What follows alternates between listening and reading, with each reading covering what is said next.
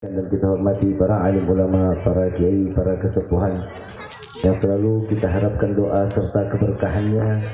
InsyaAllah mudah-mudahan Allah panjangkan umur, sehat wal afiah, diberkahkan kehidupannya di dunia wa dunia wal akhirah.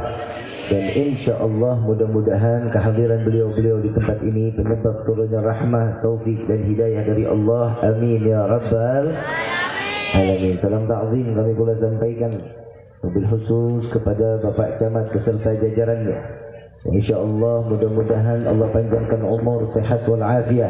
Amin. Diberkahkan kehidupannya di dini wa dunia wal akhirah. Amin. Dan mobil terkhusus hormat ta'zim, hormat kami kepada Bapak Bupati, Bapak Haji Aceh Purnama, selaku orang tua kita semua Kabupaten Kuningan, yang insyaAllah mudah-mudahan Allah panjangkan umur, sehat wal afiah, diberkahkan kehidupannya di dini wa dunia wal akhirah. Dan insyaAllah jabatannya di dunia ini penambah nilai ibadah di sisi Allah. Amin ya rabbal alamin. Ma'asyal hadirin rahimakumullah, fahamdan li rabbin hassana bi Muhammadin wa anqadhana min dhulmati jahli wad dayajiri ila nuril islamin wa ilmin wa hikmatin wa imanin wa yumnin wa khairil awamiri. Alhamdulillah, alhamdulillah ala ni'matil islam wal iman wa kafa bihamd ni'mah. Alhamdulillahilladzi hadana bi abdihi al-mukhtar man da'ana ilayhi bil idni wa katladana labbaika ya man dallana wa hadana labbaika ya rasulullah labbaika ya nurullah labbaika ya habiballah. Ashhadu an la ilaha illallah wahdahu la sharika lah wa ashhadu anna sayyidana Muhammadan abduhu wa rasuluhu la nabiyya ba'dah. Allahumma salli wa sallim wa karrim wa 'azzim ala sayyidina wa habibina wa syafi'ina wa qurrati a'yunina wa nuril qulubina wa maulana Muhammad Allahumma salli alaihi sallallahu alaihi wasallam wa ala alihi wa ashabihi wa azwajihi wa dhurriyyatihi wa ahli baiti ila yaumiddin. Ibadallah, usikum wa nafsi bi taqwallah faqad fazal muttaqun. Pertama-tama limpahan puji serta syukur kita panjatkan kehadirat Allah Subhanahu wa taala yang Maha Agung, yang Maha Luhur, yang Maha Bijaksana, yang alhamdulillah dari mulai pagi sampai seteriknya siang hari ini Allah masih izinkan kita mencicipi dari sekian banyak miliar nikmat Allah berikan kepada kita. Wabil khusus nikmat Islam, nikmat iman, nikmat sehat wal afiah, nikmat umur panjang yang insyaAllah mudah-mudahan kenikmatan ini tidak Allah hapus sampai ajal menjemput kita. Dan mudah-mudahan kenikmatan yang didambakan bagi setiap hamba tatkala datangnya ajal, Allah matikan kita dalam keadaan husnul khatimah. Amin ya rabbal alamin. Salawat beserta salam terlimpah curah kehadiran Nabi besar Muhammad sallallahu alaihi wasallam serta keluarga, sahabat hingga umatnya sampai yaumil qiyamah. Amin ya rabbal alamin. Ma'asyar hadirin rahimakumullah, tidak ada kata yang paling pantas diucapkan di siang hari yang penuh keberkahan ini melainkan ucapan syukur kita kepada Allah atas apa yang telah diberikan, segala bentuk nikmat Allah berikan kepada kita. Bapak Camat mengundang kita semua di dalam tempat yang mulia ini. Beliau ingin mengajak sama-sama satu kecamatan untuk rasa cintanya dia kepada Allah, untuk tanda syukurnya kepada Allah. Agar apa? Agar kampung ini, kecamatan ini diberkahi selalu oleh Allah. Kecamatan yang selalu dijadikan naungan rahmah, curahan rahmah serta taufik hidayah Allah berikan. Kenapa? Karena pemimpinnya selalu mengingatkan kita kepada Allah. Alhamdulillah, dengan nikmat yang Allah titipkan, semuanya kita merasakan nikmat tersebut. Jika seseorang manusia dikatakan sebagai hamba yang pandai bersyukur kepada Allah, kita tidak termasuk di dalamnya kecuali Nabi Muhammad SAW. Tapi kita belajar untuk mengikuti jejak Nabi Muhammad SAW agar menjadi hamba yang dipandang oleh Allah, yang dikatakan sebagai hamba pantas disematkan oleh umat Nabi Muhammad SAW. Selain syukur, syukur itu tidak akan pernah sampai kepada orang-orang seperti kita model. Tak akan pernah sampai syukur itu akan terucap oleh lisan dan dinikmati oleh hati. melainkan semua karena hidayah yang Allah titipkan kepada setiap manusia, sehingga hamba tersebut pantas untuk bersyukur kepada Allah. Sekarang saya mau tanya, kita hidup wajib bersyukur apa enggak? Tapi kadang kita ngomong wajib sekarang, ntar sampai luar gerbang kita nggak pernah syukur lagi sama Allah. Ntar begitu sampai luar, panas sekali. Betul, betul. Matahari nikmat dari Allah nggak? Ingat. Kenapa kipas-kipas? Ibu bapak yang dirahmati oleh Allah, ibu, mbak, saya cuma mau ngasih tahu, hadirnya orang datang di dalam majelis ilmu. Ini siang nih kita masuk ke dalam majelis ilmu. Tadi kita tahajudan binikmahnya sudah, syukurnya binikmat sudah. Tapi ini hari kita nih sekarang nih waktunya kita syukur kepada Allah karena kita dititipkan oleh Allah iman sehingga kita boleh menuntut ilmunya Allah. Maka di hari ini satu tetes keringat yang keluar dari jasad kita ini akan menjadi saksi di yaumil qiyamah. Amin ya Allah. Giliran saksi aja ya. Amin. Salat, wudu. Ibu bapak yang dirahmati oleh Allah, kita kan sebagai hamba tugasnya apa sih? Tugasnya apa? Ibadah, nuntut ilmu ibadah bukan? Kasih makan fakir miskin ibadah bukan?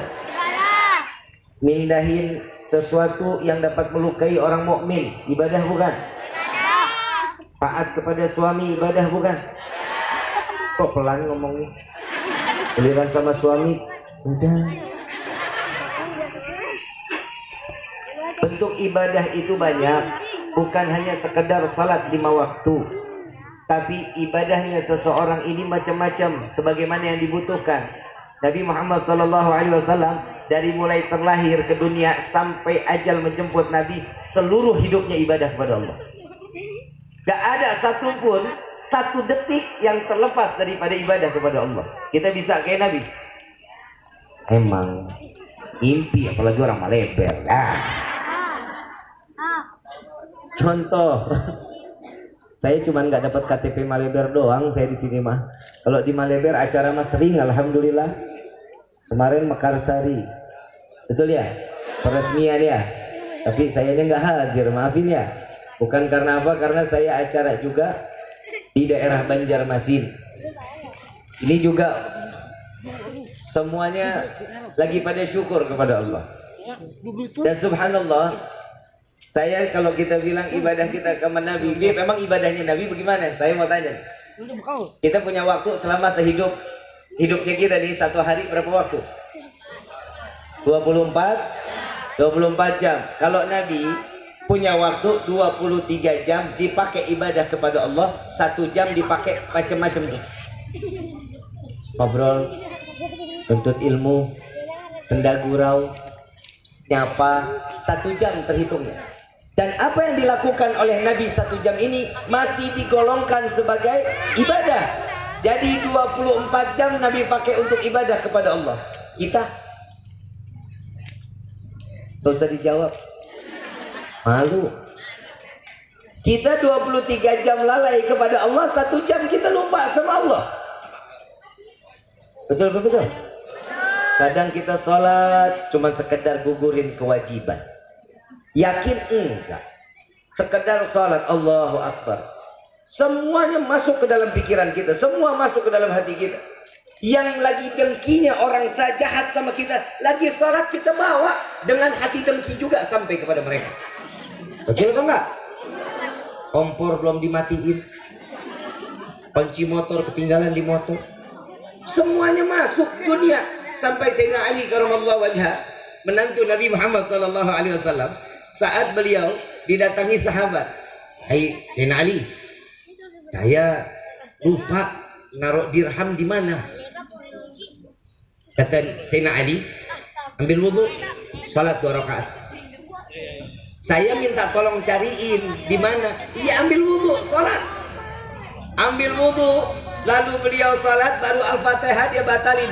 Sayyidina Ali, "Saya sudah ingat di mana dirhamnya," katanya. Ternyata kalau orang lupa sholat pasti ingat. Kenapa? Karena pikiran sama hatinya kemana-mana. Sampai hebatnya Nabi Muhammad SAW, ibu bapak yang dirahmati oleh Allah, di dalam satu riwayat Sayyid Muhammad bin Alwi Al-Maliki, beliau mengatakan, seandainya dari zaman Nabi Adam dikumpulkan manusia dan jin seluruhnya beribadah bersama di hadapan Allah dengan sholat yang sama yang diajarkan oleh Nabi Muhammad SAW, kita selesai sholat belum bisa menandingi satu rakaatnya Nabi Muhammad SAW. Sedunia sholat nggak bisa ngalahin satu rakaatnya Nabi. Ibadahnya Nabi sungguh-sungguh, hati sama pikirannya nyambung. Jangankan Rasulullah, Sayyidina Umar, Sayyidina Ali saat mati dibunuh dalam keadaan apa? Sholat. Lagi sholat dibunuh, nggak berasa. Sholat sampai selesai, doa, angkat tangan, begitu nengok, lihat ini kapan nyampe ke perut saya. Kita jangankan pedas, nyamuk gigit repot banget nggak? Ya Allah, garuk.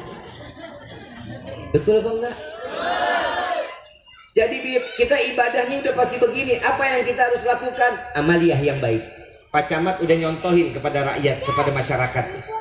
Pak Bupati udah nyontohin buat kita semua. Amalan baik nyenengin hati orang aja. Tadi saya ngobrol sama Pak Bupati di dalam walaupun sebentar. Bib, maafin, saya cuma bisa bikin nyenengin gitu doang. Saya cuma ngasih tebak-tebakan. Yang penting ngelihat yang namanya masyarakat senyum, saya udah senang. Betul nggak? Karena Pak Bupati keluar senyum semua, awas nggak ada yang senyum. Tahu nggak sih manfaat senyum? Tahu manfaat senyum? Apa? Bukan masalah ibadah. Ada orang senyum juga dipaksain, ada. Coba ibu foto KTP. Senyumnya dipaksain nggak tuh? Paksa. Dilebarin, jangan lebar-lebar. Ada senyum juga nggak ikhlas, ada. Padahal senyum ini di dalam kedokteran, ilmu kedokteran itu merenggangkan saraf yang ada di wajah sampai bisa jadi awet muda. Contoh gua. Tapi saya mau contohin siapa, depan gua keriput semua. Contoh saya, hidup senyum aja, beras ada senyum, beras nggak ada. Siapa yang bilang lu? Emang gue sakit di depan lu, gue senyum-senyum gitu. Senyum aja. Nabi SAW di dalam hadis, barang siapa membuat senang hati seorang mukmin, Pak Camat udah bikin senang, Pak Bupati udah bikin senang, udah belum? Yang membuat senang hati seorang mukmin, maka lebih baik daripada 60 tahun ibadah kepada Allah. Membuat senang doang. Makanya kalau punya tetangga baik-baik, ngapa sama tetangga? Bu, Pak, gak akan pernah keluarga kita datang dulu kecuali tetangga yang ada di samping rumah kita. Silaturahminya yang baik. Ngelihat tetangga jangan sinis-sinis aja. Tetangga beli motor, kita tempel koyo. Senang, kita harus senang. Kenapa? Ya Allah, rezekinya Allah kasih limpah ruah. Kalau kita senang dengan perbuatan orang lain, dengan rezeki yang Allah berikan, kita akan 2 kali lipat diberikan oleh Allah. Sedikit amat aminnya. Tetangga beli kulkas, kita yang kejang-kejang. Tak boleh begitu. Ini cuma urusan ibadah. Ibadah itu ringan, Pak Bu, ringan. Kalau kita mau didasari dengan iman, ikhlas, pasti semuanya ringan. Kalau semuanya, apalagi kalau dibangun secara bersama. Tahu sapu lidi? Sapu lidi, ambil satu tangkai ngebersihin halaman, bisa? Coba, diambil satu pongkol, diikat, bersih dalam sekali sapu. Bisa bersih, kenapa? Yuk, kalau kita bergotong royong untuk membangun kecamatan Maleber dengan bergotong royong, insya Allah Maleber bisa menjadi contoh baldatun thayyibatun warabun. Orang di luar sana, ibu, saya jujur Pak, jujur, wallahi, saya senang tinggal di Kuningan, kemaksiatannya sedikit. Saya nggak bilang nggak ada sama sekali, ada. Angkat Nurit no. Ngerti tahu. Lu ke sono emang? Tahu aja lu. Ada kemaksiatannya ada, walaupun sedikit. Tapi saya jujur alhamdulillah di Kuningan alhamdulillah yang tiap jam 7 cuman kedengar suara tokek sama jangkrik. Saya ngomong istri saya ada sedikit khawatir waktu awal-awal pindah ke Kuningan. Lo kebayang anak kota tinggal di Jakarta pusat lagi jam 10 anak kecil masih pada berkeliaran. Anak kecil, anak manusia kayak anak tuyul. Jam 12:30 baru hilang suaranya. Di Jakarta tiba-tiba pindah ke Kuningan jam 7 malam kedengar suara jangkrik sama tokek, nangis istri saya. Kak, apa begini amat sih kak? Emang kenapa Petamburan rame kak? Jakarta rame kak? Di sini mah sepi. Sabar, ntar kita tahu di mana letak nikmatnya. Setahun, 2 tahun lagi, kak, kok belum datang nikmatnya katanya. Terima kasih banyak, hati-hati, semoga sampai ke tujuannya. Sehat afiat. Senyum nggak? Cepat senyum. Saya udah ngajarin Pak Bupati, tenang aja. Nomor rekening ada Pak Bupati. Doain Pak Bupati biar panjang umur, sehat afiat. Ya, insya Allah Allah kasih ringan, Allah kasih kekuatan untuk menjaga Kabupaten Kuningan ini, insya Allah. Ma'asyal hadirin rahimakumullah. Enak kan disenyumin Pak Bupati? Enak nggak? Senyum Pak Bupati kompor gas keluar. Senyumin saya, dah. Pak Camat keluar. Ma'asyal hadirin rahimakumullah. Ini terusin nggak nih? Kenapa sih orang lihat jam doang? Orang lagi lihat jam, hasut aja. Ini di rumah saya ada tamu, saya datang jam berapa? Jam berapa? Jam 4. Hah? Jam 4. 11. Lu suka dilama-lamain lu mah. Saya datang setengah 12. Saya disuruh naik ceramah, saya bilang nggak mau, tungguin Pak Bupati dulu. Jangan nungguin saya, kalau saya ceramah duluan nanti Pak Bupati duduk. Sayanya nggak ada, sayanya nggak mau. Lebih baik saya nunggu Pak Bupati. Kenapa? Karena dia pemilik kabupaten. Model saya ceramah duluan, di blacklist gua. Ya Habib bahaya nih, ini besok jangan diundang lagi dah. Saya alhamdulillah Bapak Bupati kalau main ke rumah saya, alhamdulillah nggak pernah yang namanya sungkan. Pak Bupati kalau ke rumah saya, Bib, saya pesen sate dong Bib. Bib, saya ini, alhamdulillah Pak, cuman Pak Camat doang baru main sekali-kalinya kemarin, itu juga ngundang. Baru duduk. Ma'asyal hadirin rahimakumullah. Nyenengin, yang namanya membuat bahagia hati orang itu la ilaha illallah. Gak ada tempat yang paling baik kecuali surga Allah. Cuman bikin senang. Apalagi contoh seorang istri bikin senang ada ikhlas loh. Bu, bikin senang suami pakai modal. Pakai. Kasih dong Pak. Emang selama ini nggak dikasih modal nggak? Tapi kalau dandan lo menor-menor aja lo. Oh. Tuh, ini saya karena saya nggak tahu di mana aja saya ceramah, paling banyak emak-emak. Yang mudaan nggak ada apa. Kita main gundu, lo kalah, kita berantem sampai kegot. Ada cerita, anak sekarang ada. Tugasnya apa? Tugas orang tua nyenengin anak boleh, tapi jangan bikin jadi satu jerumus buat kita kelak nanti di yaumil qiyamah. Jangan Bu, Pak, Ibu paling banyak di rumah, betul ya? Didik agama lewat mulut seorang ibu dan ayah. Bapak urusan di luar, iya, tapi ingat ya dalam Al-Quran Allah menceritakan tentang seorang ayah yang mendidik anak-anaknya 6 ayat berturut-turut. 6 ayat diceritakan Allah memerintahkan Seorang ayah untuk membimbing anak-anaknya, ibu cuma 2 ayat, gak lebih. Kenapa? Karena disinilah bapak sebagai imam di dalam rumah tangga wajib mendidik istri, anak, dan yang ada di dalam rumahnya. Didik yang pertama masalah ibadahnya ibu. Ibu enak ibadah, bapak enak ibadah, anak kita jauh dari Allah, hati-hati. Kita nikmat ibadah, anak kita jauh dari Allah, hati-hati. Kenapa? Ini akan menjadi rantai yang akan menarik kita ke dalam neraka jahanam. Kita nikmat ibadah, bapak enak ibadah, anak jauh dari Allah, jauh dari Nabi SAW, hati-hati. Kenapa? Ini akan menjadi fitnah dunia dan menjadi fitnah akhirat. Contoh, Bib, anak saya baik, Bib, hidupnya di rumah, nggak pernah keluar rumah. Coba lihat, kalau yang baik-baik pasti enak, itu menjadi bunganya buat kita, tapi orang tua belum tentu ke bawah. Tapi kalau anak badung, la ilaha illallah, yang tiap hari ngelihat genteng lempar batu, lihat tetangga lemparin apa, badungnya setengah mati. Coba ibu pasti nanya, anak saha eta? Betul? Tapi kalau ngelihat ini anak bager, soleh, kasep, yang ditanya sekolahnya di mana, Neng? Sekolahnya di mana, Tong?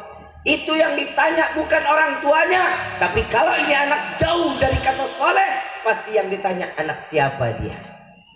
Anak ini menjadi fitnah dunia dan akan menjadi fitnah. Didik yang baik, didik di dalam agama, ikra'nya jangan sampai dilupain. Ibu bapak boleh nitipin anak di madrasah, tapi ingat, ulang di dalam rumah. Ini tugasnya bapak nih pak. Bapak yang namanya seorang ayah yang memberikan nafkah, itu haknya bapak. Yang jelas, tapi nggak boleh dipukul. Yang sampai membuat apa? Ada beram, ada bekas, nggak boleh. Pukul boleh, tapi jangan sampai berbekas. Karena ini yang diajarkan oleh Nabi SAW. 7 tahun belum bisa sholat, kejar, gebuk sampai dia sholat. Kenapa?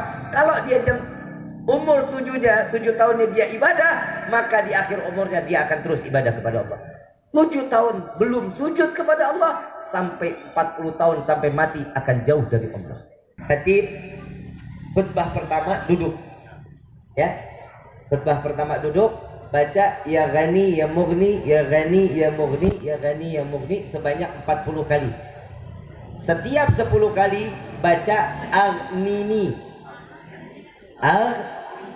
Ya Ghani ya Mughni ya Ghani ya Mughni ya Ghani ya Mughni ya Ghani ya Mughni ya Ghani ya Mughni ya Ghani ya Mughni ya Ghani ya Mughni ya Ghani ya Mughni ya Ghani ya Mughni ya Ghani ya Mughni Aghnini.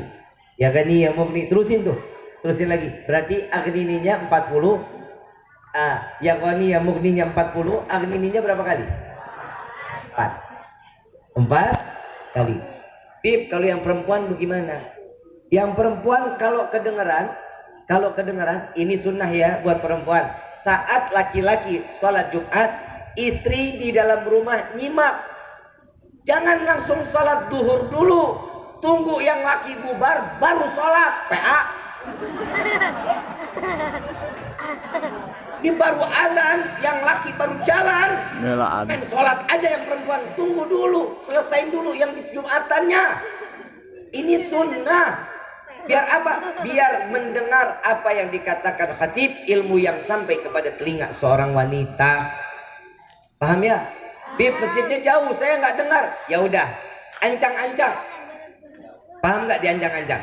Kita lihat dulu nih, jam 12:15, khatib kira-kira duduk. Maka dibaca nih, ya Ghani ya Mughni ya Ghani ya Mughni ya Ghani ya Mughni ya Ghani ya Mughni Aghnini. Ya dibaca sampai 40 kali ya Ghani ya Mughni, 4 kali Aghnini. Insya Allah mudah-mudahan rezeki kita ditumpah ruahkan oleh Allah.